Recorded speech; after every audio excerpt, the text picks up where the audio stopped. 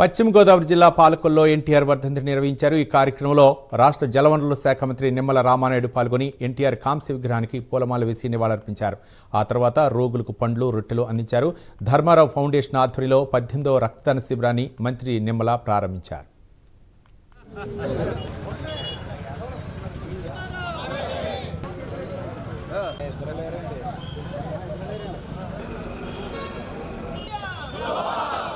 సందర్భంగా మన తెలుగుదేశం, జనసేన, బీజేపీ నాయకులు, అభిమానులు అందరి సమక్షంలో పెద్ద ఎత్తున ఆయనకి ఘనంగా నివాళులు అర్పించి మన ప్రభుత్వ ఆసుపత్రి నందు రోగులందరికీ కూడా పండ్లు, బ్రెడ్, మిల్క్ అందించడంతో పాటుగా అందరికీ అవసరమైనటువంటి దానం, రక్తదానం, దాన్ని పెంచాలనే ఉద్దేశంతో 108వ ధర్మారావు ఫౌండేషన్ ద్వారా ఈరోజు రక్తదాన శిబిరం నిర్వహించడం చాలా అభినందనీయమైన విషయం. ఎందుకంటే ఎన్టీ రామారావు గారు అంటే ఒక చరిత్ర.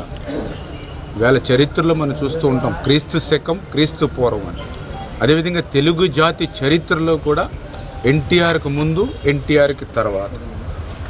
ఎందుకంటే ఎన్టీ రామారావు గారు ఆ రోజు తెలుగు జాతి గౌరవాన్ని ప్రపంచం నలువైపులా చాటి చెప్పినటువంటి మహనీయుడు.